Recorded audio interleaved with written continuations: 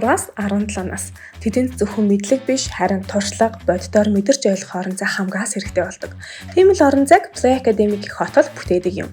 Энд хүүхдүүд зүгээр нэг хичээл сонсдоггүй. Тэд өөрсдийн гараар бүтээж, бодит асуудалтай нүүр тулгарч, мэтгэлцэж, инээж, амьдралаас суралцах насан туршийн боловсролыг олж авдаг. 2025 оны 6 сарын 21-ээс 30-ны хооронд хэрэглэжэд байршилтай зуны цэцлэн маань эсэлтээ авч эхэллээ. Бид дараах 4 үндсэн модулаар дамжуулан хүүхдүүдийг тань амьдралын шин шат руу хөтлөх болно. Модуль 1: Стартап.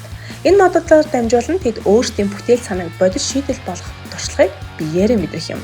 48 цагийн хакатон гэх тэмцээнээр дамжуулан хөрөнгө оруулагчдад өөрийн шин шийдлээ танилцуулах замаар pitch 50% чадвараа хөгжүүлж, багаар ажиллаж, өөрийгөө илэрхийлж сурах гайхшигтай боломж түүнийг хүлээж байгаа. Хөтөлбөрийн 2 дугаар модуль бол Alpha Teens хөтөлбөр.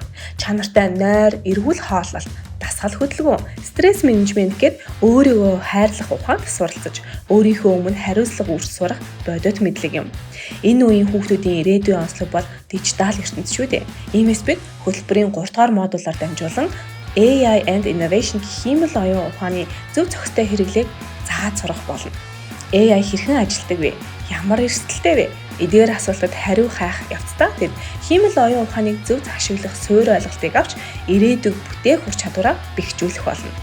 Харин эцэст нь хөтөлбөрийн 4 дугаар модуль бол Монгол өв соёл юм.